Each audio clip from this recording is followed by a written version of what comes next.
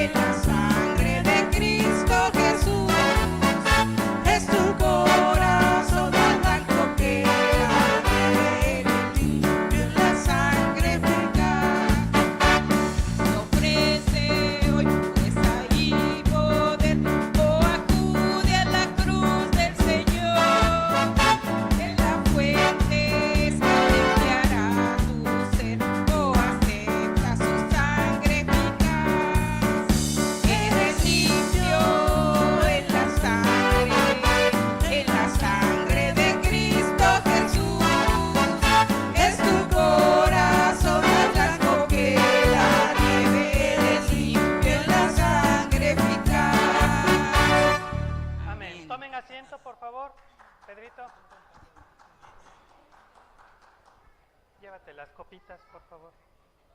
Gracias.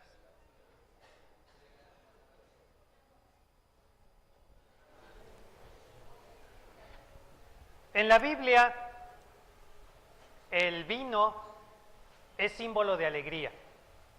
En nuestra cultura, el licor y el vino es símbolo de otras cosas y no siempre se asocia correctamente. Por eso a veces fallamos al interpretar correctamente la Biblia.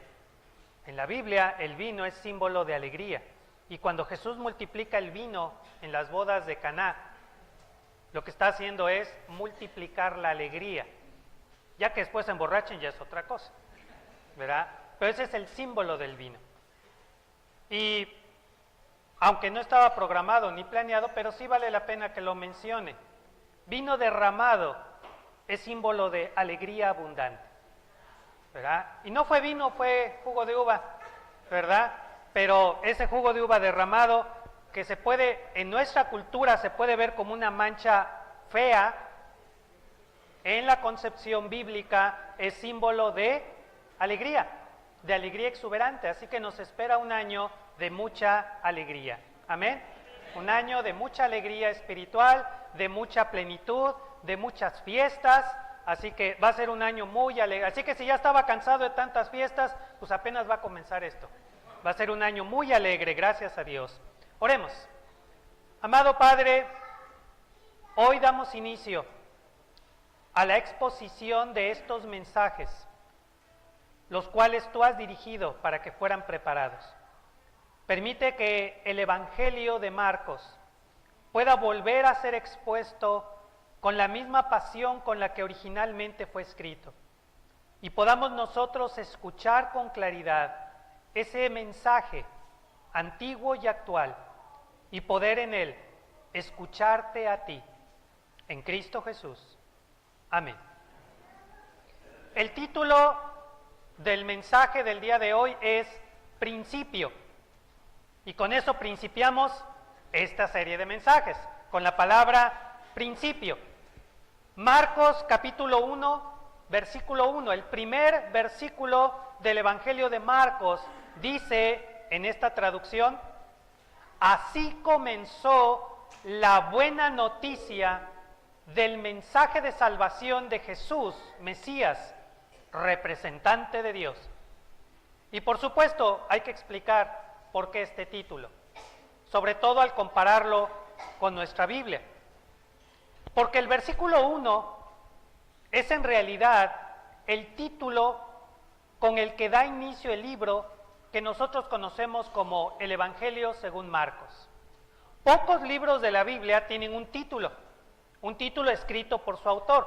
Uno de estos títulos es el del Evangelio de Marcos. El primer versículo en realidad debería de estar como cabecera, como el título del libro. Y ese es el título, un título muy largo. Hoy estamos acostumbrados a títulos cortos de 2 o 3 palabras.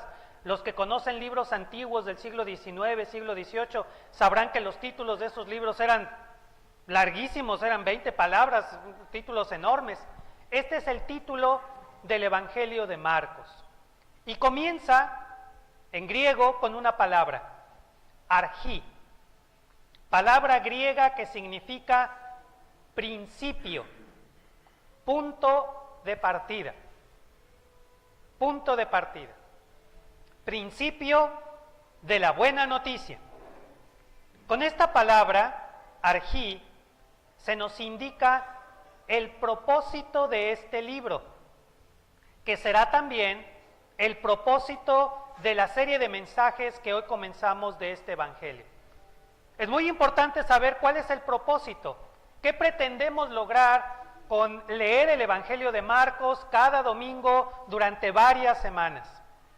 El propósito es decirnos la forma en la que comenzó lo que ahora conocemos como el Evangelio de Jesucristo.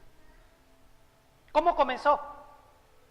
A veces cuando las cosas no están saliendo bien, muchos de nosotros tenemos la idea de regresar al principio. Por ejemplo, cuando estás viendo Juego de Tronos y ya te hiciste bolas y no sabes quién es quién y por qué fulanito mató a menganito, ¿verdad? ¿Qué hacemos? Regresamos al principio, ¿verdad? Que suena divertido, pero cuando ya son muchas temporadas y muchos capítulos no es tan sencillo, ¿verdad? O cuando estás viendo una película de estas que son como 7, 8 películas de la misma serie y de repente alguien te pregunta, ¿y por qué fulanito esto? Ah, pues eso es de la primera película, hay que regresar al principio. Cuando el Evangelio de Jesucristo deja de ser lo que debería de ser, hay que regresar al origen. Hay que saber cómo empezó, quizás para saber dónde empezamos a perder el rumbo, quizás para saber dónde vamos bien, quizás para saber qué tenemos que cambiar. ¿Cómo comenzó el Evangelio de Jesús? Esa es la idea de Marcos al escribir su evangelio. Decirnos cómo comenzó todo esto. No es este evangelio de Marcos una biografía de Jesús. No lo es. Tampoco pretende darnos una cronología de acontecimientos de la vida de Jesús. No pretende, como el día de hoy, darnos una biografía completa y exhaustiva de Jesús. Ninguno de los evangelios pretendió eso. Este evangelio de Marcos pretende relatarnos, eso sí, eventos verídicos. Y ahorita les digo por qué. Eventos verídicos que pueden aún ser confirmados por testigos presenciales, que pueden ser identificados en las comunidades a las que inicialmente se dedicó este libro. Esto es fascinante en el Evangelio de Marcos. El Evangelio de Marcos se escribió en Galilea, en esa región donde Jesús tuvo un éxito fenomenal. En Jerusalén como que no lo querían muy bien a Jesús y no creían en él. Pero en Galilea, los pueblitos alrededor del lago de Galilea tuvo un éxito tremendo, formidable. Ahí se escribió el Evangelio de Marcos, más o menos unos 20 años después de Jesús. No es mucho. No es mucho si toman en cuenta que Marcos se escribe dentro de esas comunidades donde Jesús fue conocido, ampliamente conocido. En varias ocasiones Marcos hace referencia. Por ejemplo, el más conocido para nosotros. Cuando Jesús sale cargando la cruz y ya no puede más con ella, se la dan a un hombre. Y dice Marcos, a Simón de Cirene, padre de Rufo, y ya se me olvidó el otro. Esa mención tan detallada, o sea, la cruz se la dieron a un hombre que se llama así, se apellida de esta manera, y es el papá de fulanito y menganito. ¿Cuál era el propósito? Decirnos, si no me creen, pregúntenle, ahí están los dos muchachos, bueno, ya no son tan muchachos, ¿verdad? Pero él los puede decir que su papá efectivamente fue el que cargó la cruz de Jesús. Varios de los milagros de Jesús, Marcos anota el lugar exacto donde se realizó, como diciendo, pregúntenles a los de ese pueblito, ellos lo vieron, ellos lo vivieron. El Evangelio de Marcos, dice uno de los comentaristas, huele a tierra mojada. Es un evangelio que fue escrito cuando todavía estaban los conocimientos muy frescos. En las cuevas de Qumran, cuando se descubren todos estos papiros del Mar Muerto, se descubrió un pedazo del Evangelio de Marcos. Hasta el día de hoy, los eruditos están sorprendidos. ¿Qué hace en una biblioteca judía, de judíos fanáticos, una copia del Evangelio de Marcos y además desgastada? Porque es una porción, no está completo, está desgastada. Se ve que la leían una y otra vez y pues del tanto uso se desgastó, y ahí está una copia del Evangelio de Marcos. La cueva de Qumran fue cerrada en el año 68. Antes del año 68 ya había una copia del Evangelio de Marcos allí, desgastada de tanto leerse. ¡Qué fascinante! Debió de haber sido un bestseller ese Evangelio de Marcos. Marcos escribe eventos verídicos que sucedieron. Casi todo el Evangelio de Marcos sucede en Galilea, con la gente que lo está leyendo el Evangelio.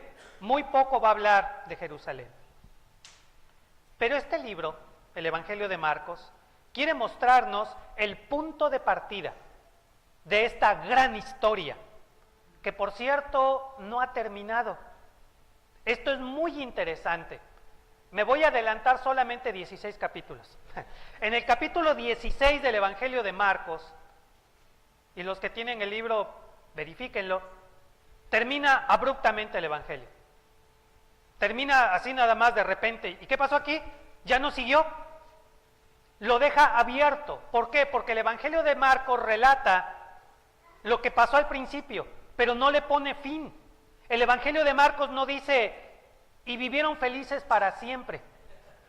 El Evangelio de Marcos termina diciendo que las mujeres salieron del sepulcro asustadas de saber que Jesús ya no estaba ahí y salieron corriendo. Así termina. Fue tan inaudito ese final que después le van a poner otro final, y hay 2 o 3 finales, hay de hecho 3 finales diferentes. Nosotros conocemos uno, pero hay otros 2. En realidad Marcos no le escribió un final, porque tenía toda esa intención. Esta historia no ha terminado, esta historia continúa, pues nosotros los de Paz Divina y los hermanos que amablemente nos están viendo por internet, quizás no ahora, no hay internet, ¿verdad? Ahorita no, porque no hay internet, pero cuando nos vean, sí nos ven, ¿verdad?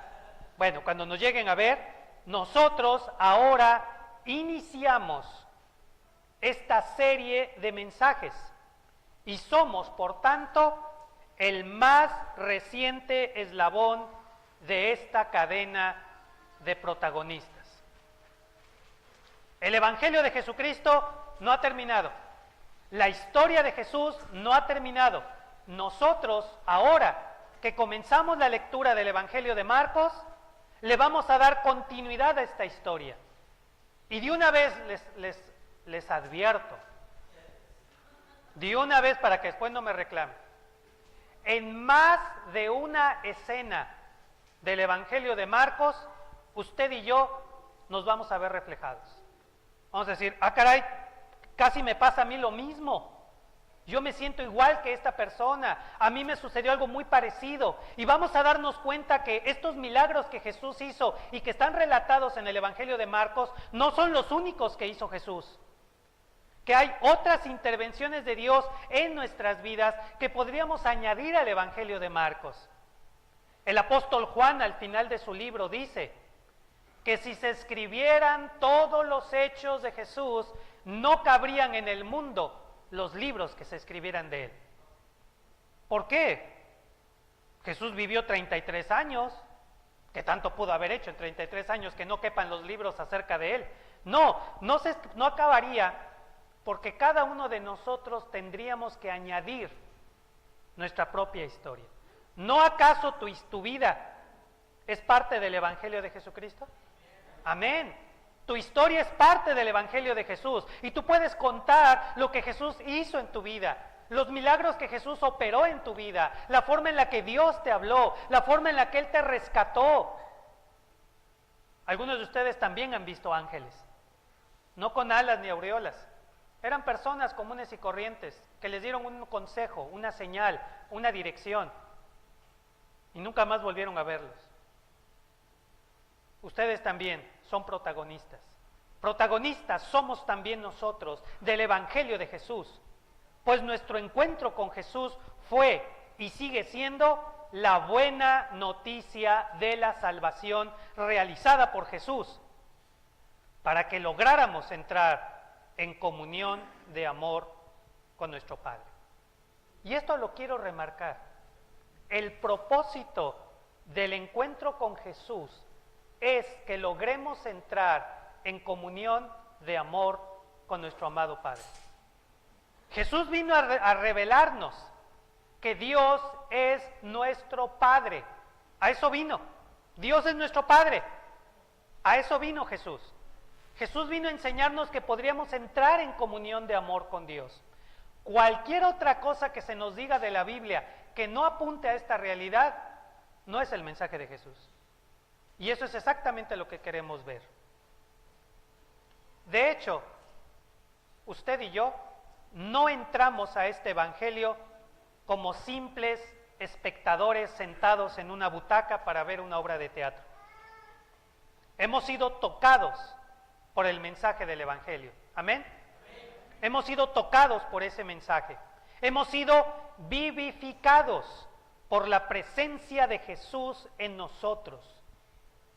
Y el otro día les llamaba la atención acerca de esto.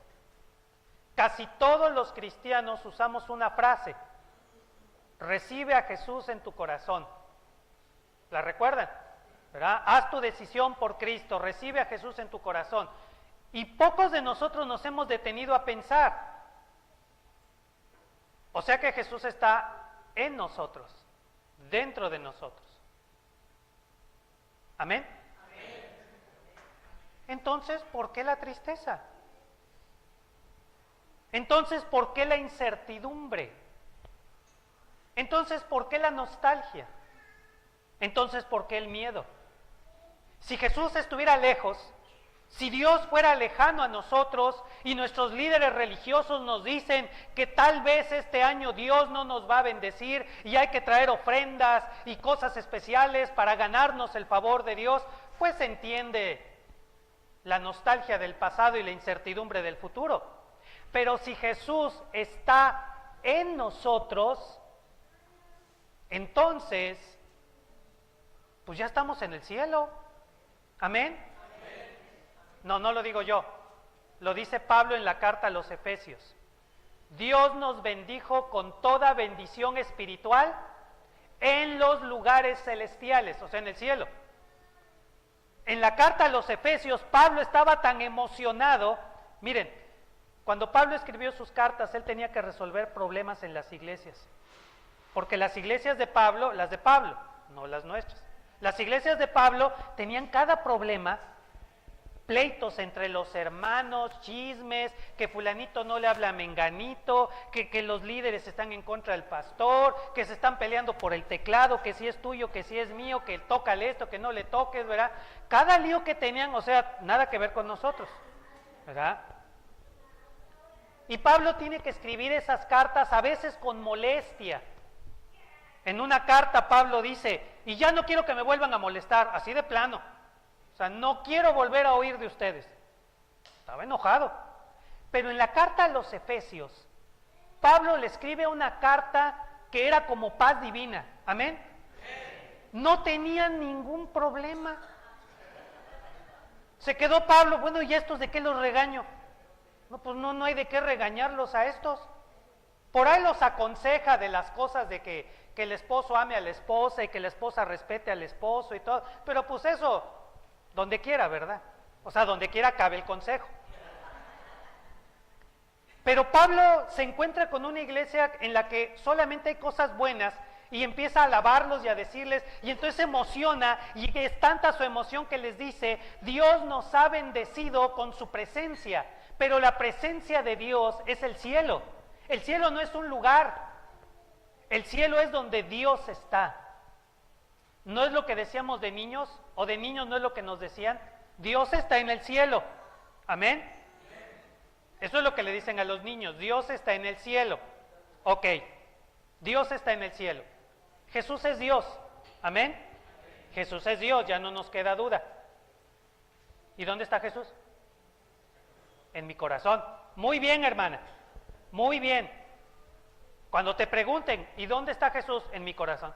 Ay, ¿cómo crees? Si tu corazón lleno de rencores y odios y todo, pues aún así ahí está, no sé, es la paradoja del siglo. Es la paradoja del universo. Pero hay personas que cuando vemos nuestro ser interior y vemos toda la oscuridad, podredumbre, y ya no le sigo, decimos, no, ¿cómo va a vivir Jesús aquí? ¡Qué pena! Pues qué pena, porque ¿dónde crees que está? Ahí adentro. Cuando estás alimentando tus odios, ¿verdad? De que empiezas a revisar, ay, creo que a fulanito ya no lo odio como antes, a ver, me voy a acordar, ay, ya me acordé lo que me hizo, voy a seguir odiándolo y guardando rencor y todo. ¿Quién está viendo todo ese rencor, odio que llevas dentro? Jesús, porque Jesús está allá adentro. Híjoles, qué pena. Cuando estás pensando, ¿y por qué fulanito no se muere? Y que quién sabe qué. ¿Quién está oyendo eso? Jesús. Jesús está dentro de nosotros. Bueno, pero si Jesús es Dios y Dios está en el cielo y Jesús está en nuestro corazón, entonces, ¿qué hay dentro de nosotros? El cielo. Dentro de nosotros está el cielo y lo terrenal. Las dos. Qué bueno que no dijeron el infierno. Ya, por lo menos nos salvamos. Dentro de nosotros está lo terrenal, nuestro ser interior y Dios. Pues eso es lo que hizo Jesús. Jesús es Dios que baja a la tierra. En Jesús, Dios y el ser humano se integran y en nuestro ser interior, ahí está Dios. Ese es el Evangelio, esa es la buena noticia, que Dios está dentro de nosotros. Y si Él está en nosotros, debemos empezar a pensar en base a las visitas que tenemos en casa. Como luego le decimos a los niños, comportamiento de visitas, por favor, hay visitas, compórtate, ¿verdad? O cuando los adolescentes no se quieren bañar, es que hace frío, vamos a tener visitas, ándeles, métanse a bañar y vístanse, ¿verdad? Vamos a recibir visitas. Bueno, tienes visitas, Jesús está en tu ser, amén.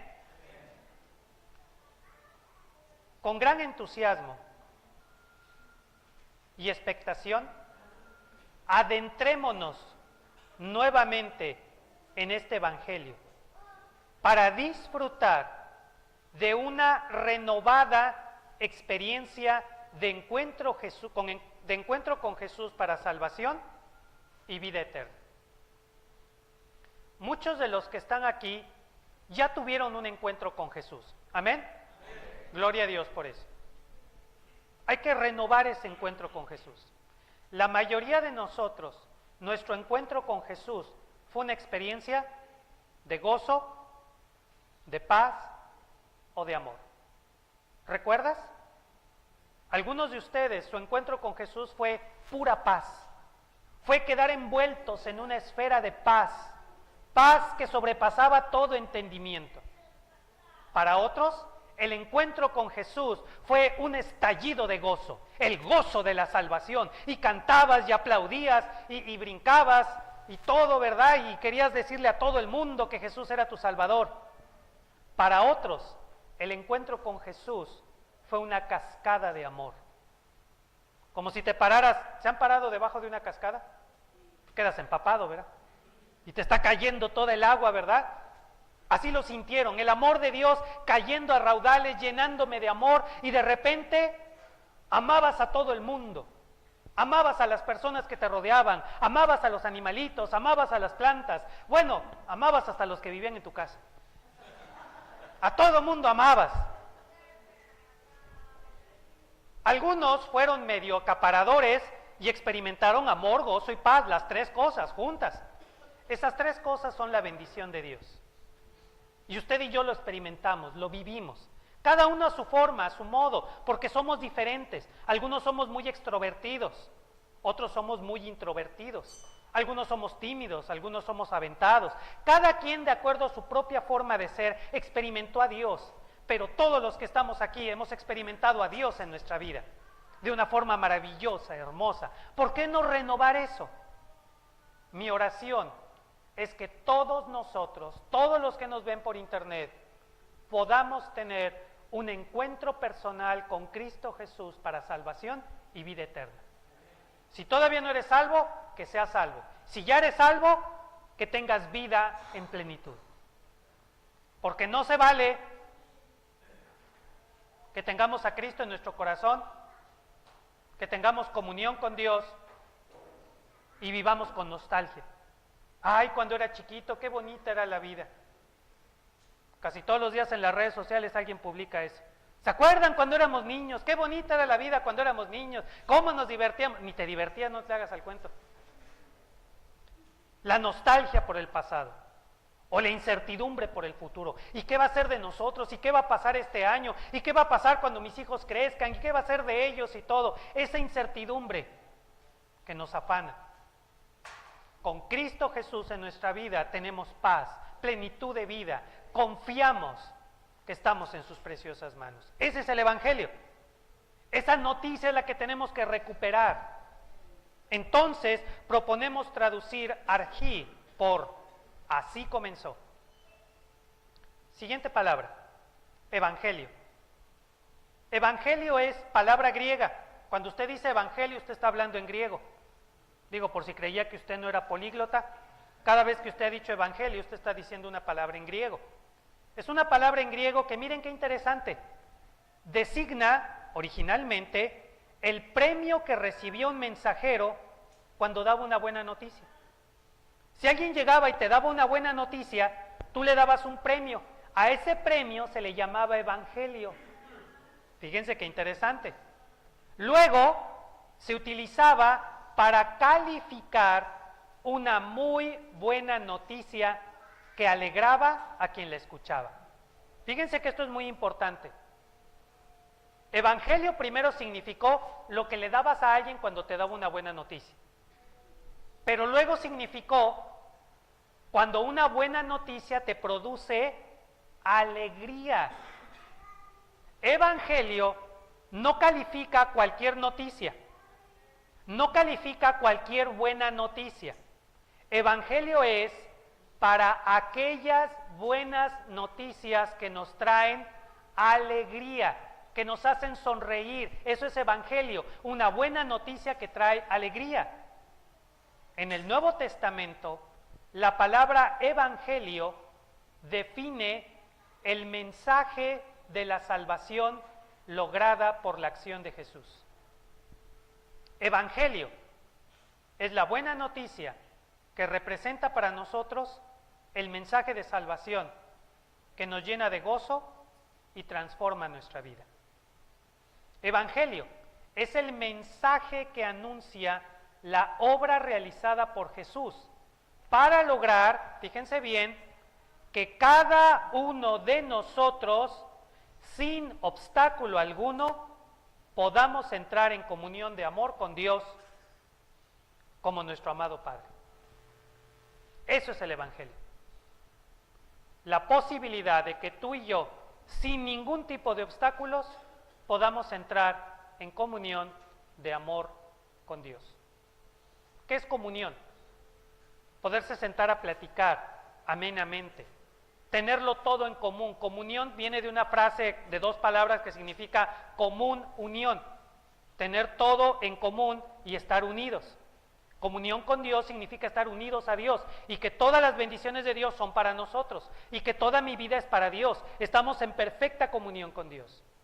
Ese es el Evangelio, lograr que tú y yo estemos en comunión con Dios. Qué curioso que la mayoría de las religiones alrededor de Jesús han hecho exactamente lo contrario. Han puesto un montón de obstáculos. Han puesto un montón de rituales, ritos, supersticiones, miedos para evitar esa comunión con Dios. Es más, a algunos de ustedes les ha de haber pasado que cuando no eran cristianos creían que tenían cierta comunión con Dios. Y cuando empezaron a entrar a una de estas religiones fanáticas, pues los convencieron de que ustedes están muy lejos de Dios, que Dios no los quiere, que van camino al infierno, que de buenas intenciones está pavimentado el infierno y que bueno, a lo mejor y Dios se apiada de sus almas, a lo mejor, pero que te va a costar trabajo. Entonces te quedaste peor, aterrado. ¿Cuántos de nosotros nos sucedió, nos pasó, que cuando no conocíamos del Evangelio, pues no teníamos mayor problema en poner el pinito de Navidad, en vestir a nuestro hijo de calabaza en Halloween, ¿verdad? En poner mi altar de muertos para recordar al abuelo, no se vaya a despertar, ¿verdad? Mejor le pongo ahí algo para que esté tranquilo. Y de repente entramos a una de estas religiones fanáticas y todo es malo. Todo está endemoniado. Todo está bajo maldición. Y hay demonios por todos lados. ¿Se acuerdan de la época de que hasta había demonios hasta de la flojera? Pastor, yo quería venir a la iglesia, pero no pude porque me agarró el demonio de la flojera y me enredó en sus brazos. Y no, eran las cobijas, hermano. Tenía forma de fiera y todo. Era tu cobertor de león. ¿Cuál demonio? Pero de repente creímos, y de repente el cristiano estaba peor que el inconverso. El inconverso caminaba por la vida tranquilo, y el cristiano ¿cómo andaba? ¿Verdad? No lo menciones, no lo declares. ¿Se acuerdan lo que les platiqué? Que recién llegado aquí se me ocurre estornudar y dije, ay, creo que me voy a enfermar de gripa. Y la persona que me estaba oyendo me dijo, no lo declares, te vas a enfermar. Y yo pensé que era broma y no, me lo decía en serio, lo que tú dices sucede.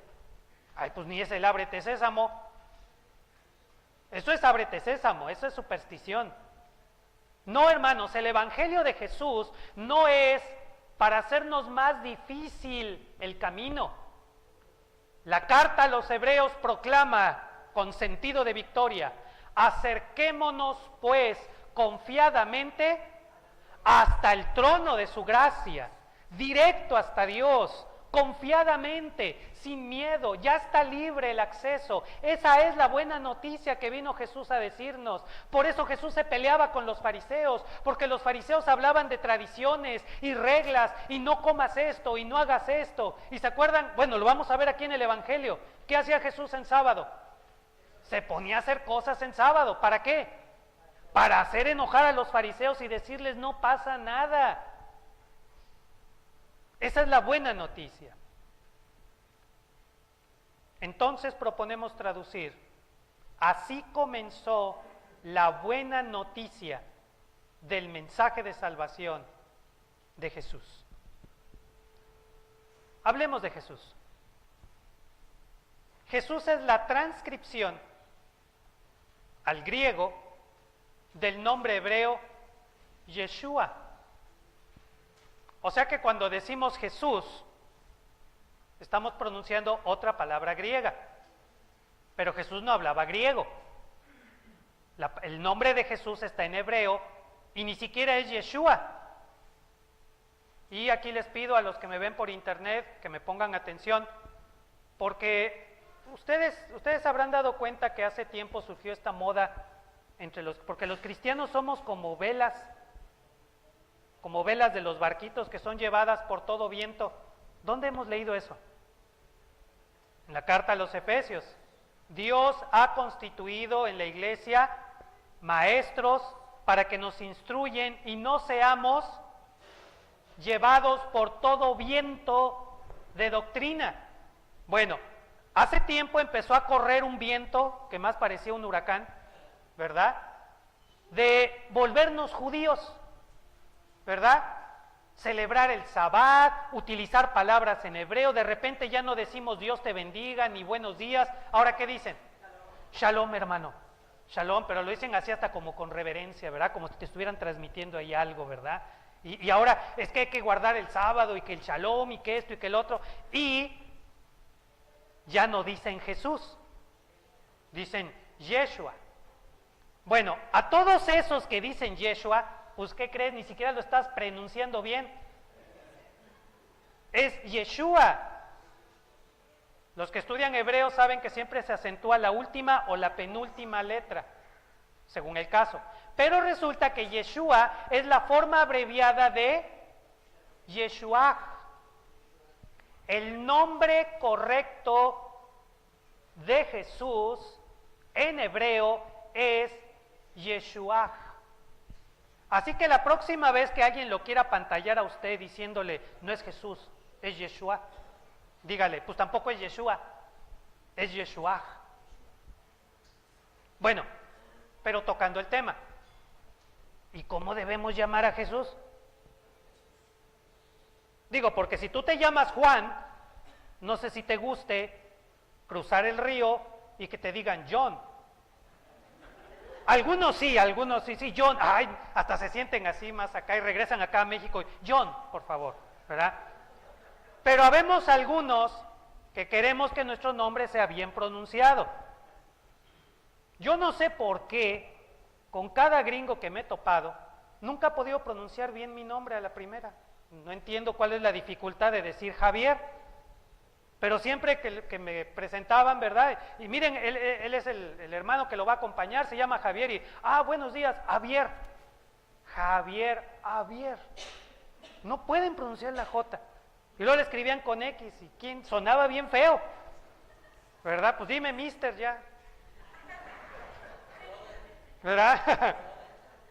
El caso es que uno pensaría que habría que llamar a Jesús por su nombre tal y como se pronunciaba originalmente. Si lo quieres hacer, su nombre correcto es Yeshua. Ese es su nombre correcto. Así le decía Pedro, así le decía su mamá, así le decía el apóstol Juan, Yeshua. Cuando se escribe, se redujo a Yeshua y se tradujo como Jesús en griego. Pero Pablo, en todas sus cartas, siempre se refirió a Jesús como Jesús. Nunca escribió Yeshua. O sea, él tradujo el nombre. ¿Por qué?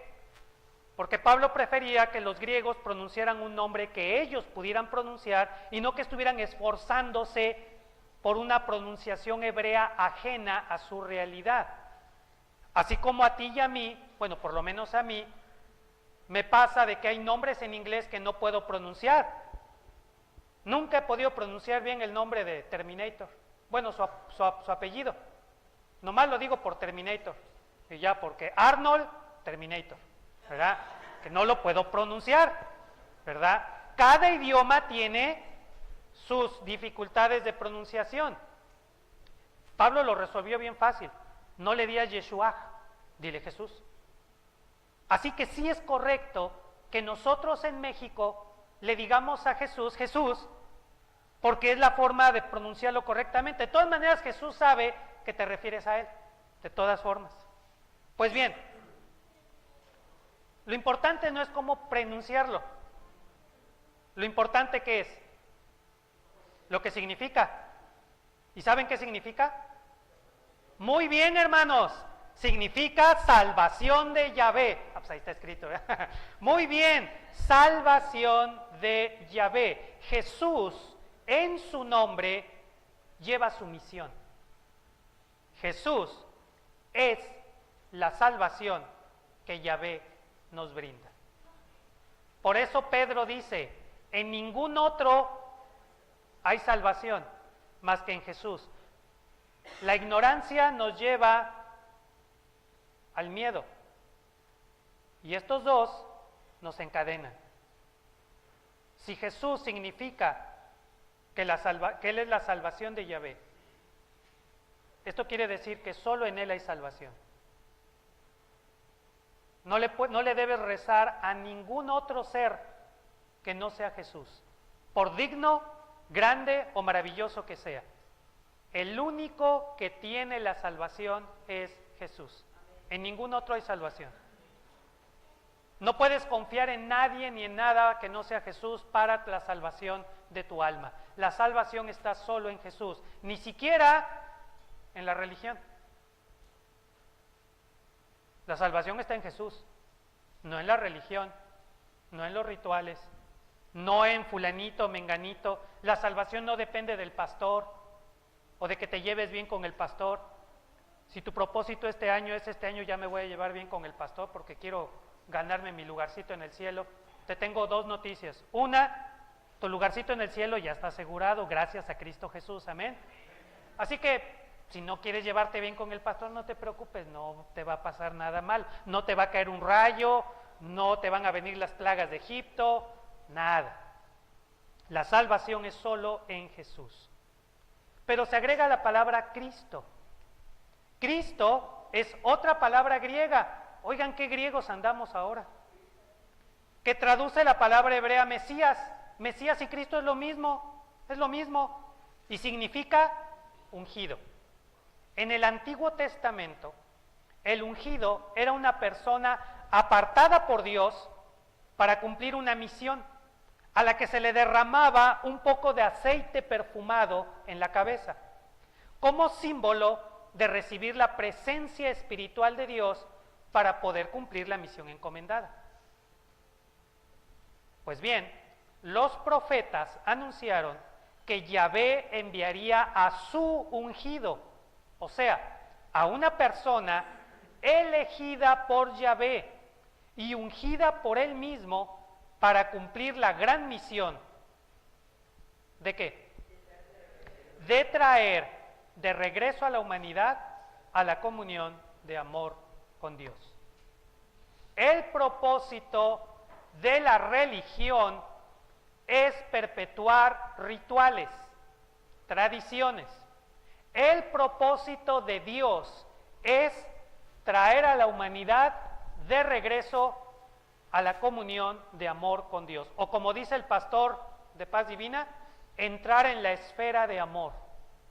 Yo me imagino leyendo Juan capítulo 15, donde Jesús dice que todos estamos dentro del amor de Dios. Me imagino una esfera y en el centro de esa esfera está Dios y alrededor de Dios hay amor. Porque ¿qué dice el Evangelio de Juan? Dios es Amor. Todo alrededor de Dios es amor. ¿Y qué quiere hacer Dios? Meternos dentro de su esfera de amor. Es como ahora en invierno, que hace mucho frío allá afuera, pero en tu casita, con tu chimenea o con tu calefactor, está todo calientito. Y el que está afuera está ahí temblando de frío, pero cuando entra a la casa, ¿qué dice? Ay, qué rico se siente, y se quita las 3 chamarras que trae y se sienta cómodamente, ¿verdad? Porque aquí está calientito, bien rico. Bueno, esa es la misma idea. Alrededor de Dios hay una influencia, un ambiente de amor, de paz, de gozo. Son las 3 grandes palabras de la Biblia: amor, gozo, paz. Cuando estás allá adentro, eso es lo que estás empapado de amor, de gozo, de paz. Pensemos en un ejemplo más común para nosotros. Cuando estás con una persona que quieres mucho, cuando estás con una persona que estimas mucho, que quieres mucho, ¿cómo te sientes? Feliz, estás contento, estás muy a gusto. ¿Qué decimos del tiempo? Se va como agua el tiempo, ¿verdad? Estás platicando ahí con tus amigos, bien padre, todo, ya llevas 3 cafés, ya estás hasta temblando de tanto café, ¿verdad? Y bueno, pues ya vámonos. ¿Ay, cuál ya vámonos? Y acabamos de llegar. Dicen, lleva 5 horas aquí. Ya están cerrando las cortinas de todos los establecimientos. Pero es porque estás con alguien que estimas mucho. Al revés igual. ¿Qué pasa cuando estás con alguien que te cae, pero de la patada? Que no aguantas. Se va el tiempo tan lento, ¿a poco no? Híjole, llevamos 5 minutos y faltan 25 minutos, ¿verdad? Y vuelves a ver el reloj. Ay, creo que el reloj va para atrás. Es la misma hora que hace rato.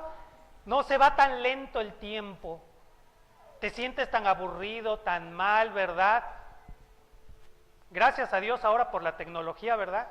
Que puedes aquí en secreto mandar un mensajito, ¿verdad? Llámame, ¿verdad? Te suena el celular. ¿Qué pasó? ¿En serio? No me digas, me tengo que ir, lo siento, me encantaría quedarme, pero no puedo, vámonos. Ya les di un tip, ¿verdad? Cuando veas que te mando esta carita, márcame. Pero así desesperado, así de que urge que vengas. Es un tip. No me lo vayan a hacer, ¿eh? Que un día esté yo platicando con usted. Ay, pastor, disculpe, ¿verdad? Me encanta estar con usted, pero ya me tengo que ir. Ya les di tips. Bueno. ¿De dónde viene nuestra soledad? Nuestra tristeza, nuestra nostalgia. ¿De dónde viene nuestro fastidio? Nuestro enojo. No viene de los cafres que manejan en las mañanas y no me dejan llegar a mi trabajo. No viene de los profesores de la escuela que nos dejan tanta tarea y ni la revisan. No viene de esas personas molestas. No viene de ahí. Todo nuestro fastidio, aburrimiento y soledad viene de que estamos lejos de Dios. ¿Qué tan lejos? Algo dentro de nosotros nos hace creer que estamos muy, muy lejos de Dios. Y necesitamos que alguien nos ayude a regresar a casa. Va a ser un viaje muy largo, muy tortuoso. Tal vez no todos lleguemos, pero necesitamos que alguien nos guíe. Y aparecen nuestros pastores y sacerdotes con sus rituales para ayudarnos a avanzar por ese largo camino y lograr, aunque sea 1 o 2, hasta la presencia de Dios. ¿Y sabes qué es eso? Una mentira. ¿Sabes qué tan lejos estás de Dios? Solamente tienes que dar la vuelta. ¿Cuál es la palabra clave? Es pregunta de examen. ¿Cuál es la palabra clave que define el mensaje de Jesús? Primero de Juan el Bautista, y que la toma Jesús. arrepiéntanse. Arrepiéntanse. Casi todos iban a decir amor o Abba Padre. También. Pero la palabra clave de Juan el Bautista y que después va a reproducir Jesús es arrepiéntanse. ¿Y qué es arrepentirse? Ay, Señor, qué mal me siento, soy un horrible pecador, soy un gusano que se arrastra en el lodo, soy lo peor, perdóname por favor. Ya me perdonó. Sigamos dándole vuelo el hilacho. Y luego, si el pastor nos dice que con la cena Dios nos perdona, que algunos tienen esa idea, o sea que tomo esta copita y Dios me perdona, sí, tú échatela, pues deme 2. O sea, no es la copita la que te... Y por eso algunos dicen, no, pues hay que pecar al fin que llegamos a la cena, Dios nos perdona y a seguirle. No funciona así. Arrepentimiento no es eso. A veces los pastores se emocionan y dicen, hermanos, en este momento Dios está quebrantando tu corazón y te está llamando al arrepentimiento, ven y arrodíllate, y hasta ponen aquí unas almohadas, aquí no hay almohadas, pero ponen unas almohadas aquí al frente, y ven, arrodíllate y recibe a Jesús, y ahí pasan. Y yo me acuerdo en una iglesia, estuve ahí como un año, cada domingo hacía el llamamiento para recibir a Cristo, y cada domingo pasaba ese hermano. Después de 4 veces sí le dije, oye hermano, ya van 4 veces, a la primera entró Cristo. Me dice, no, pastor, es que pues yo soy muy malo y cometo muchos pecados y por eso cada domingo. Yo, no, esto no funciona así. Arrepentimiento no es remordimiento. El remordimiento es ese sentimiento negativo que sientes cuando sabes que hiciste algo malo y que te van a dar. Es más miedo al castigo que otra cosa. Pero arrepentimiento es una palabra que viene del hebreo que significa dar la vuelta. Eso significa arrepentimiento. Qué interesante que la palabra arrepentimiento no tiene nada que ver con emociones. Porque algunos me han dicho, oiga pastor, usted siempre habla del gozo, de la salvación y que de esto y el otro. Yo nunca sentí nada. ¿A poco no algunos de ustedes así pueden decir, yo no sentí nada? No lloré a cántaros ni nada, simplemente pues me gustó escuchar la palabra y aquí estoy. Pues estás bien, hermano, no tiene que ver con emociones. Arrepentimiento es cambiar de rumbo. Es como si yo saliera aquí a la avenida Hidalgo viendo hacia Liverpool, ¿verdad? Y dijera, bueno, pues quiero caminar de aquí hasta Altamira. Y empiezo a caminar hacia Liverpool. Llegando más o menos por la Bene, alguien me va a decir, ¿a dónde vas? Y le voy a decir, voy camino a Altamira. ¿Y qué me dirá? Vas en dirección, bueno, si es chilango, ¿qué me va a decir? Síguele derecho, síguele derecho hasta el río, ¿verdad? Pero no, yo sé que aquí en Tampico, Madero, son más conscientes. ¿Y qué me dirán? Vas mal, Altamira es para allá, tienes que dar la media vuelta y regresarte. Ahora imagínense que yo diga, no te creo, yo voy a seguir los dictados de mi corazón y a mí me late que Altamira es para allá. ¿Qué es para allá? No, para allá, ¿verdad? ¿Qué es para allá? A mí me late que es para allá. ¿A quién de ustedes les han dicho eso? Tú sigues los dictados, ¿qué te dicta tu corazón? No, pues que para allá, haz lo que te dicte tu corazón. Yo no sé si decimos eso por ignorancia o por venganza. Yo creo que es por venganza, porque cuando seguimos nuestro corazón, ¿cómo nos fue? Uy, ni digas, ¿verdad? Por seguir mi corazón, y luego ¿qué hacemos cuando aconsejamos a alguien? Sigue los dictados de tu... Yo lo siento como venganza. Ahora tú sufres, a mí también me pasó. No puedes seguir tus emociones. Aunque mi corazonada me diga que siga derecho, esta persona me está diciendo que es para otro lado. Y si yo acepto que lo que esta persona me dice es verdad, ya di el primer paso. Ya reconocí que yo estoy mal. Y sigo caminando. ¿El haber reconocido que estoy mal es suficiente? No. ¿Qué más tengo que hacer? Dar la media vuelta. Eso es el arrepentimiento. El arrepentimiento es cuando das la media vuelta y caminas en la dirección correcta. Y te tengo una buena noticia, hablando de evangelio. Cuando das la media vuelta, ¿a quién te encuentras cara a cara? A Jesús, a Dios. Cerca de ti está la palabra, en tu boca y en tu corazón. Dan ganas de llorar cuando te das cuenta que Dios no estaba lejos, que Jesús no estaba tan lejos como creíamos, solamente había que dar la vuelta, estábamos viendo en dirección contraria. Es como cuando amanece. Cuando amanece, tú ves de frente al sol y ves una cascada de luz, pero volteas hacia el otro lado y ¿qué es lo que ves? Oscuridad. Es un momentito cuando va saliendo el sol. De este lado luz, de este lado oscuridad. Así estamos tú y yo, viendo hacia las tinieblas, solo oscuridad, soledad, tristeza, y nada más tenemos que dar la vuelta. Pero ¿cuál es nuestro problema? Que en nuestra necedad no queremos dar la vuelta. Queremos que Dios se ponga de este lado y nos conduzca.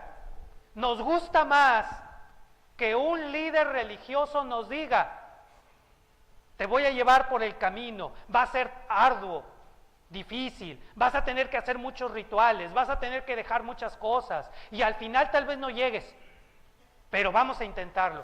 ¿Prefieres eso a que simplemente des la vuelta y te des cuenta que Jesús está allí?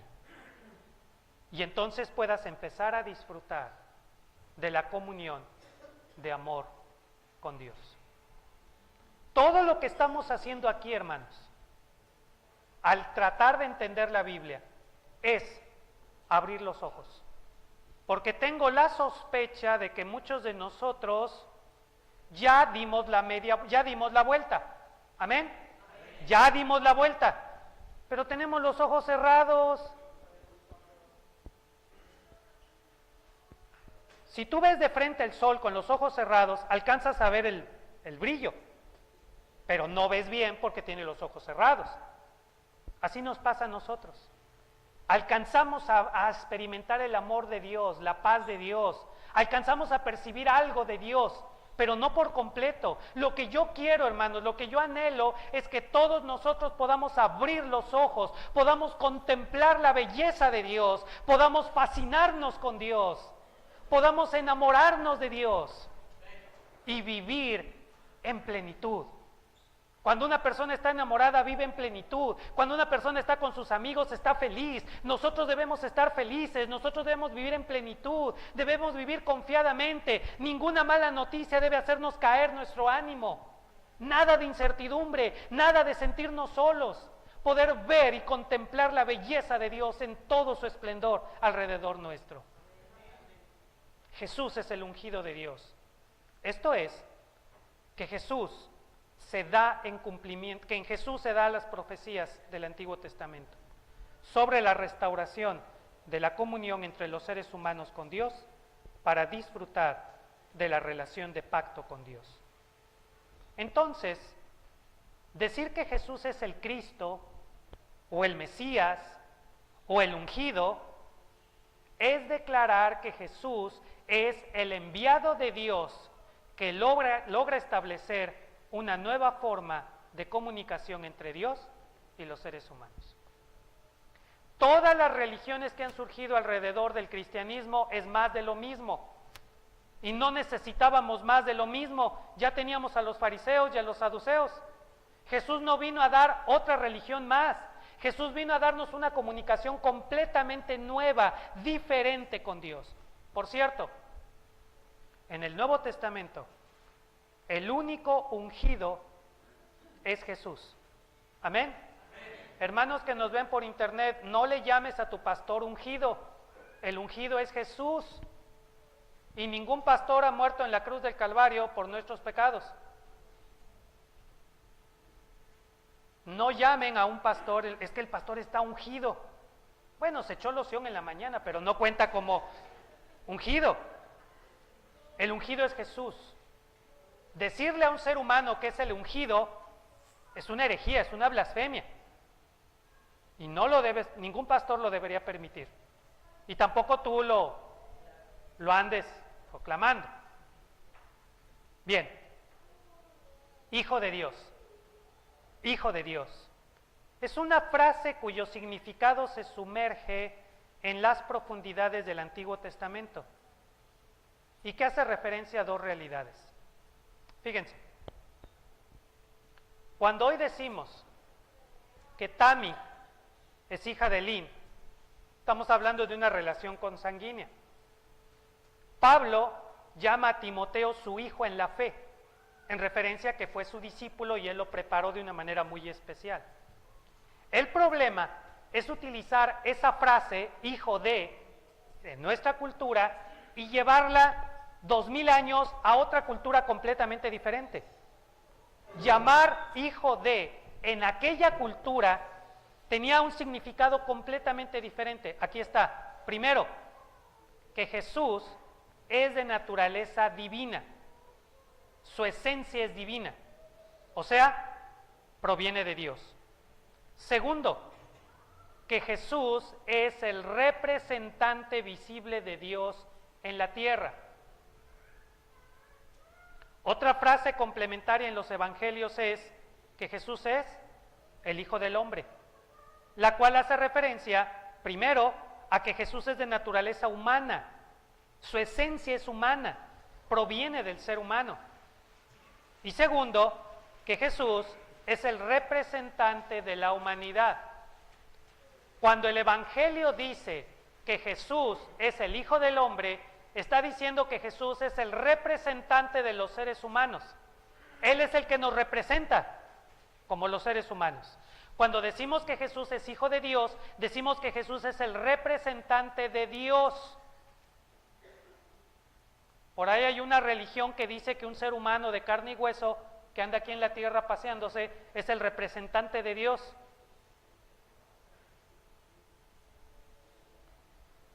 Y en Puebla una vez, una hermanita muy bien intencionada, ¿verdad?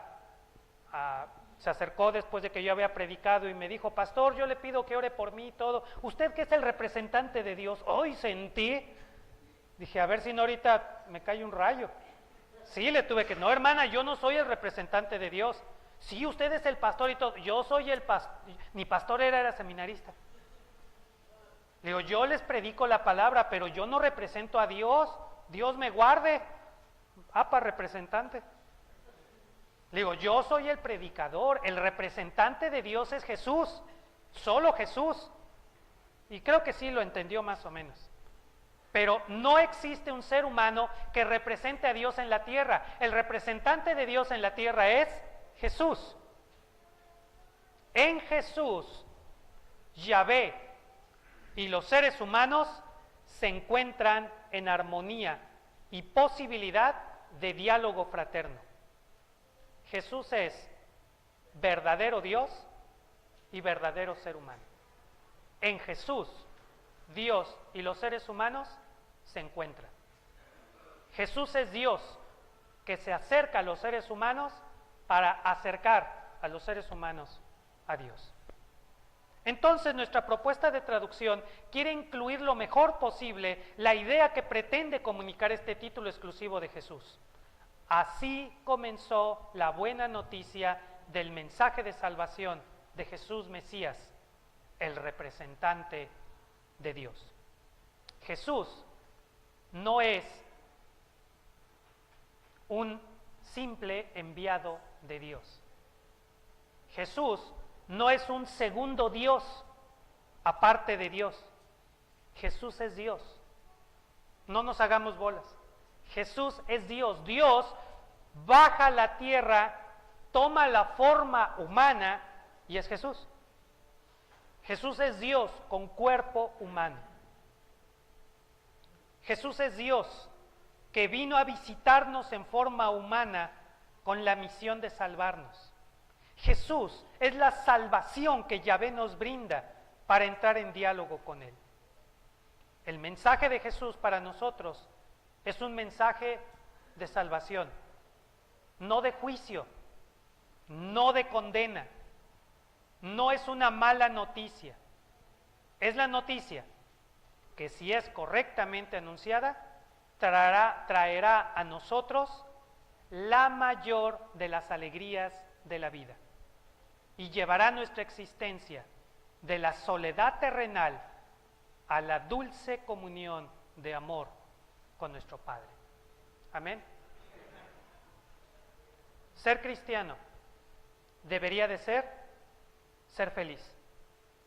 Es una incongruencia que las personas que más conocen de la Biblia parecen las más amargadas y las más criticonas. Todo critican, todo está mal, de todo están enojadas. Sufren de soledad y amargura y enojo y todo. No. Si el Evangelio es buena noticia, debe producirnos alegría, una alegría festiva, y entre más conozcas la palabra de Dios, más feliz debes de ser, más alegre debes de ser, más optimista debes de ser, más tolerante debes de ser. El gran error del cristianismo fue convertirse en una religión intolerante, fanática e ignorante.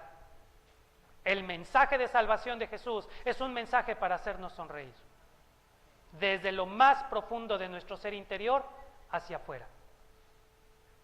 Conocer el Evangelio de Jesús debe llevarnos a un estado festivo. Descubramos juntos cómo inició esta gran historia y seguramente nos veremos reflejados en muchos de estos mensajes para amor, gozo y paz en plenitud de vida. Amado Padre Celestial, hemos comenzado esta aventura. Permítenos dar la vuelta, abrir los ojos y contemplar la belleza de tu presencia luminosa, que nos llene de amor, de gozo y de paz. Conforme a tu promesa, la luz brilla en las tinieblas y las tinieblas no prevalecieron sobre de ella. Que la luz maravillosa de tu presencia pueda iluminar los rincones más profundos de nuestro ser interior y pueda hacer huir las sombras del miedo, la nostalgia y la incertidumbre, y podamos vivir con optimismo, que podamos dejar en este lugar todos nuestros afanes y toda la incertidumbre del futuro, que podamos dejar en este lugar todos nuestros miedos y toda nuestra nostalgia. Todo lo que del pasado es una carga dolorosa, lo podamos dejar aquí, confiadamente, en que el futuro está en tus manos, sabiendo que tú estás con nosotros, para llevarnos a plenitud de vida en Cristo Jesús. Amén. Amén. Puestos en pie, hermanos, Salmo 23, vamos a cantar el Salmo